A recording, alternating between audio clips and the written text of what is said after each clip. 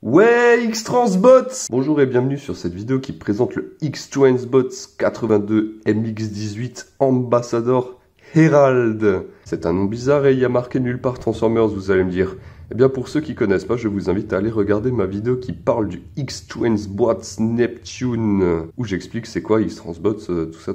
Bon, sinon ce robot est tiré du personnage Crosscut, un robot qui à la base était un Diaclone, donc l'origine de certains jouets G1, qui était un concept de la firme japonaise Takara de voitures qui se transforment en robots autonomes ou contrôlés par un humain, ce qui explique le design de Iron Knight G1. Ensuite, les Américains, donc Hasbro, sont arrivés et ont fait « Mais c'est génial !» Ils ont obtenu des droits pour, avec ces modèles Diaclone et d'autres constructeurs dans ce même délire au passage, nous pomper une série avec une personnalité propre à chaque robot et forcément nommée Iron Man Transformers.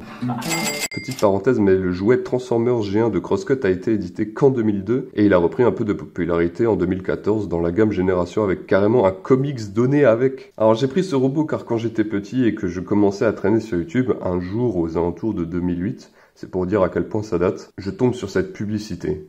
Diaclone.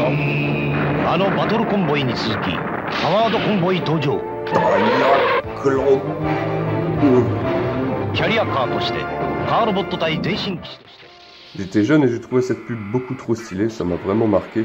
Et depuis peu, j'ai appris que ce modèle est sorti en Masterpiece et j'ai pas hésité, je l'ai pris directement à cause de ce display. Et par le plus grand des hasards, je possède déjà des robots tirés de cette séquence. Wheeljack et Woodwage.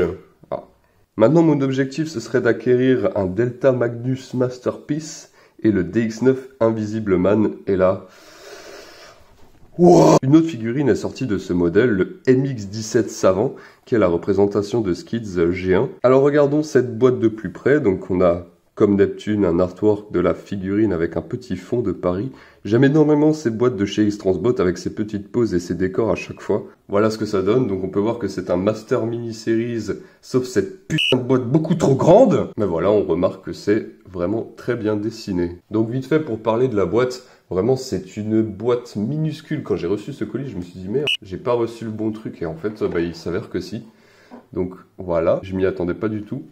Donc on peut voir la boîte de Masterpiece à côté. Dégage là. Donc c'est vraiment super. On peut voir qu'on n'a plus le logo X-Transbot dans les coins comme on avait vu avec Neptune. Et je trouve ça beaucoup mieux, un peu plus épuré. Ici toujours le logo X-Transbots. Ici on a effectivement la date de la sortie originale du jouet, donc 82. MX18 Ambassador Herald, toujours dans un style Masterpiece. Pour sa désignation Ambassador, c'est une référence à son rôle dans les histoires Transformers, où il est ambassadeur de Cybertron et d'autres planètes. Et sur la carte collector de Road Rage, il est mentionné, vu que Crosscut est son supérieur, et que j'ai l'impression que l'un ne va pas sans l'autre avec ces deux robots. Sur ce côté, on a une phrase qui va avec le robot. Bon, je vous laisse lire. Hein. À l'arrière, bon, je suis un peu déçu, je m'attendais à autre chose que le même dessin que Savant. On a le logo X-Transbot Since 2008 de ce côté-là, du coup. Là, sa petite photo d'identité, sa bio, et ses stats toujours très claires chez X-Transbots. Donc, voilà ce que ça donne. Sur ce côté, bon, rien de spécial non plus. Hein. Sur le dessus...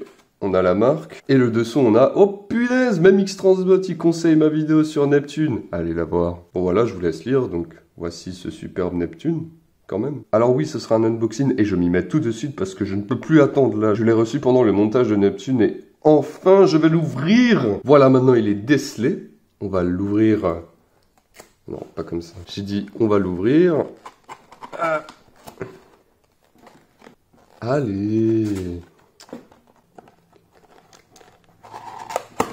Voilà. Oh punaise. Alors déjà, on a un chausson en polystyrène. Alors ça, je m'y attendais vraiment pas du tout. Ça m'étonne en fait. Je m'attendais même à un chausson en plastique. Oh, c'est beau. Voilà l'intérieur du carton. Très important. Voilà, on a le sachet avec la carte collector, toujours en plastique. Hein. Ça se sent. Carte bancaire, tout ça. Donc ça, c'est vraiment stylé. Et on a la notice. Je vais pas ouvrir ce sachet parce que, en fait, je n'en aurai pas l'utilité pour la suite, donc voilà. Et on va passer directement au coffrage. Donc, hein, vraiment, c'est très simple, il y a juste à tirer. Et notre véhicule est à l'envers, merde. Donc, je disais, on a juste à ouvrir et waouh. Donc, je vais sortir le véhicule directement, on va faire comme avec Neptune et passer aux accessoires d'abord. Alors déjà, juste petit constat, mais sur mon modèle, moi, il est à moitié transformé là. Alors, on va commencer partout sortir, voilà. On va commencer par le gun principal, donc voilà, c'est un double canon.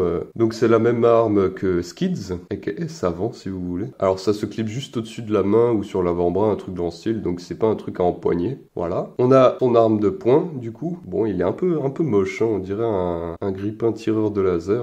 Mais voilà, c'est vraiment ma première impression, et comme on peut voir aussi, comme sur Neptune, c'est qu'il n'y a pas de petites lamelles, mais ça a l'air de se clipser là sur l'arrière. Bon. Voilà. Et ici, on a le Motocompo. Alors ça, je vais en revenir après quand j'aurai revu en détail un petit peu plus le véhicule. Mais voilà déjà les 3 petits accessoires qui sont fournis à côté de la voiture. La boîte, elle bouge toute seule. Oh merde, mais c'est le robot en fait. Merde, mais mon robot, il se barre, Ouah, j'ai réussi à rattraper, mais il est incontrôlable. En plus, il s'est transformé tout seul. Et voilà Hérald. On voit directement qu'il a une superbe allure, hein, qu'il a en plus de ça une très belle peinture, tout comme Neptune. Alors, mon premier ressenti que j'ai eu quand je l'ai transformé, c'est super stylé, hein, vraiment, mais les parties ici ont l'air vraiment très fragiles ici. Alors attention à pas trop les taper n'importe où. Attention à ne pas rayer la peinture non plus aussi. Et cette partie de transformation des bras que je sais pas comment je vais faire après parce que ici vous avez un petit T à loquer là-dedans. J'ai réussi sur ce bras mais pas celui-là. Donc maintenant en fait je sais vraiment pas comment je vais faire pour ressortir celui-là. Il a aussi du métal, hein, on en retrouve dans les cuisses. J'avais pas tout de suite remarqué mais les pieds aussi sont en métal, hein, c'est juste la peinture hein, qui donne un effet plastique. Et à l'intérieur on a aussi un peu de métal là. C'est pour ça que je le trouvais un peu lourd et ça se voit pas du tout hein, qu'il y a du métal donc c'est super cool. Et normalement les armes c'est dans ce sens. Hein. On passe directement aux accessoires. Je vais lui appliquer son double canon. Donc comme j'ai dit avant, c'était sur l'avant-bras, juste avec un clip, clac. Voilà ce que ça pourrait déjà donner. Et là, on va lui appliquer son petit pistolet. Et là, presque pareil, on a juste à lui glisser dans la main et à clipser sur l'avant-bras. Et le voilà avec son petit pistolet. Pour lui rajouter ce pistolet, il faut juste bien pivoter la main parce que sinon ça rentrera jamais et ça ne se clipsera pas sur l'avant-bras. Bon, je précise pour éviter d'éventuelles casses. Hein. On peut voir qu'on peut lui donner de très belles poses aussi également, comme Neptune. On va le regarder un peu plus en détail. Donc on voit qu'il est vraiment axé cartoon hein, de par son design. Hein. Ça se voit surtout aux cuisses en fait. Et les épaules, on voit que c'est pas les mêmes et qu'il a un peu moins de couleur que le jouet. Et du coup, dans pas longtemps, sortira la MP54 de Skids. Sur le modèle officiel Takara, ils ont repris le design du jouet original. Et c'est un détail que je n'avais pas vu avant de l'acheter, mais bon, voilà, je l'ai pris pour le véhicule parce que... On reconnaît Crosscut déjà par ses couleurs, rouge, gris, noir, comme ça, et son visage qui n'a jamais vraiment changé. Même la version Génération lui ressemble un peu encore comme ça. Et c'est une tête vraiment sympathique, elle me plaît beaucoup. Encore un Transformer masqué. Je viens de remarquer, mais j'ai un petit défaut de peinture juste ici, sur son gros front là, avec un petit trait bleu en plein milieu du front. À l'arrière, on a les portes et le pare-brise, comme on pouvait le voir sur le dessin animé ou le jouet. Ici, on a un petit emplacement pour mettre un logo Honda, hein, au passage, si besoin est. Les phares en plastique transparent, et là, les clignotants et tout, qui sont peints. Ce qui est des bras, ils ne me plaisent pas énormément parce que déjà pour la manipulation c'est pas terrible. Quand on le pivote en général, en fait ici ça saute et c'est assez relou. Et comme dit, j'aurais plus préféré avoir les épaules du jouet plutôt que du dessin animé. On peut voir ces belles mains rouges. Alors ce sont les mêmes mains que Neptune, un peu plus grandes. Et là aussi je trouve que le pouce a l'air un peu fragile, donc attention aux manipulations. Voilà ce qu'il donne de côté, il est plutôt fin, il est vraiment très joli.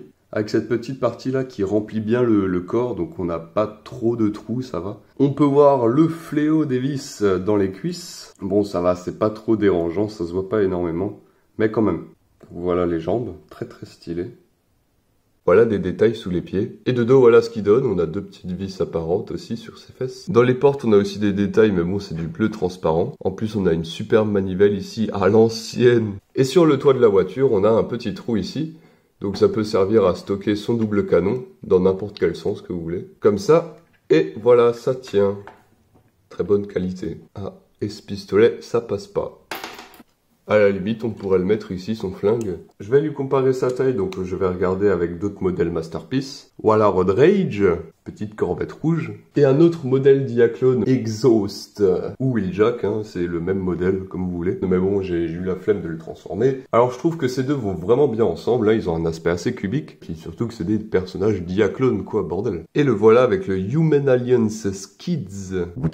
On va regarder ses articulations, on va commencer par la tête. Donc la tête qui fait un 360, on voit le mécanisme ici. On peut le faire regarder très vers le haut et un petit peu vers le bas. On a les bras qui vont devant et derrière. On peut replier la porte pour aller encore plus derrière. Sur les côtés aussi ils vont. Les coudes se plient à un peu plus de 90 degrés. C'est pas aussi bien que Neptune mais c'est suffisant. Et c'est là que c'est un peu frustrant pour pivoter les bras. Ici il faut maintenir le morceau de plastique pour effectuer la rotation parce que sinon ça saute, c'est un peu trop rigide. On a évidemment la main qui pivote avec les doigts articulés. Attention au pouce. On a une articulation au bassin, ici ça pivote. Évidemment, vu que c'est une figurine de beau gosse, on peut le baisser comme ça. Mais bon, ça reste toujours aussi moche. On a les jambes qui vont vers l'avant, sur les côtés et derrière, voilà. Les cuisses qui pivotent à 360 degrés. Les articulations aux genoux sont sur clic. En plus, on a 2 points d'articulation, ce qui permet de bonnes amplitudes de mouvement aussi. Voilà jusqu'à ce que ça peut aller, le genou. Forcément, le mec, il est hyper musclé des mollets, donc ça bloque un peu. On a les pieds qui vont de côté, comme ça, très beaucoup de côté, et qu'on peut lui déboîter aussi également. Donc lui aussi, il peut se croûter à fond comme ça, là. Attention à ne pas rayer la peinture non plus aussi. Transformation!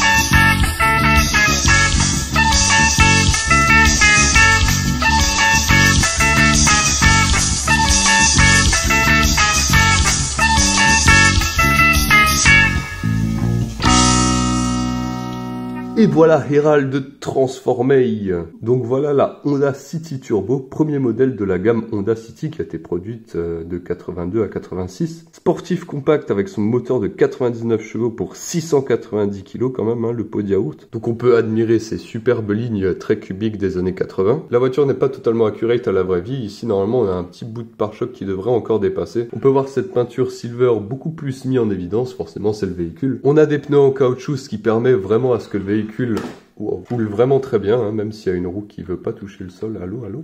Voilà la preuve. On a les rétros en caoutchouc, donc attention à pas les sectionner parce que c'est relativement fragile. On a aussi de belles vitres bleues qui me plaisent beaucoup. Et voilà à l'arrière, dommage qu'on n'a pas une petite plaque d'immatriculation. Mais on a un bon petit pot là qui dépasse là.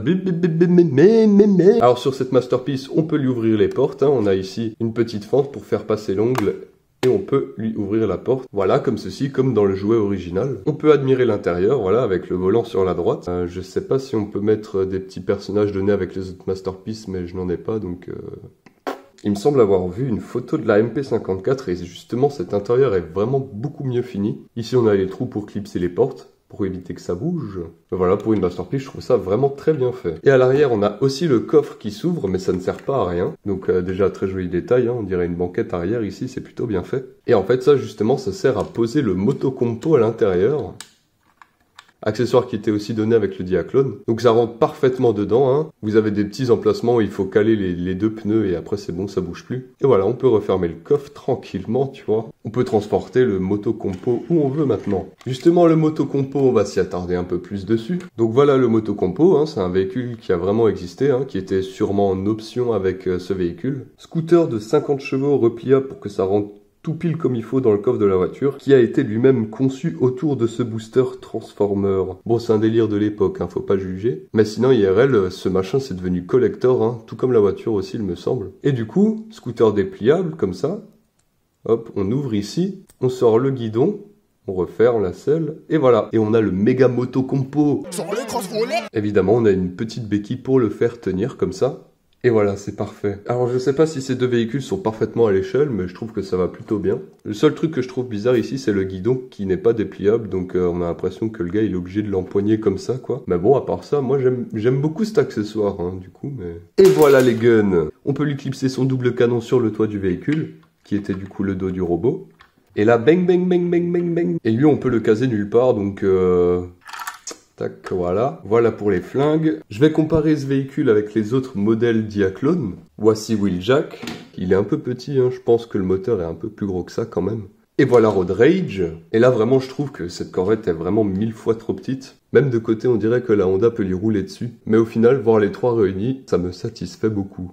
J'ai hâte que la MP54 sorte, comme ça si j'arrive à me la procurer, on va pouvoir comparer le véhicule, voir si elle est un peu plus à l'échelle de ces Masterpiece là. Parce que ça quand même c'est beaucoup trop grand, hein, peu importe la voiture. Et en plus c'est une vraie Honda. D'ailleurs j'ai pas précisé mais officiellement, aucune Masterpiece de Crosscut n'a été annoncée, alors c'est peut-être qu'une question de temps. J'étais trop impatient alors fallait que je le prenne, punaise. Le voilà avec le Human Alliance Skids, et ces deux vont vraiment hyper bien ensemble, hein. On peut se fier un peu à la taille des roues. Je vais une fois voir avec Artfire. Bon, celui-là il est peut-être un peu trop grand, hein, un peu trop...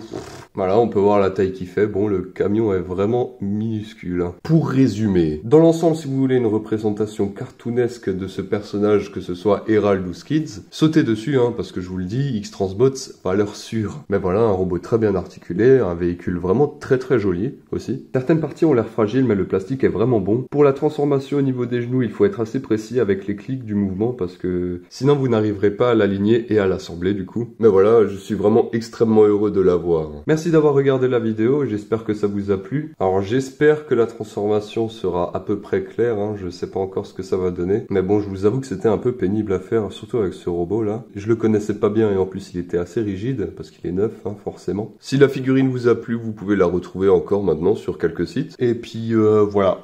Ciao ciao.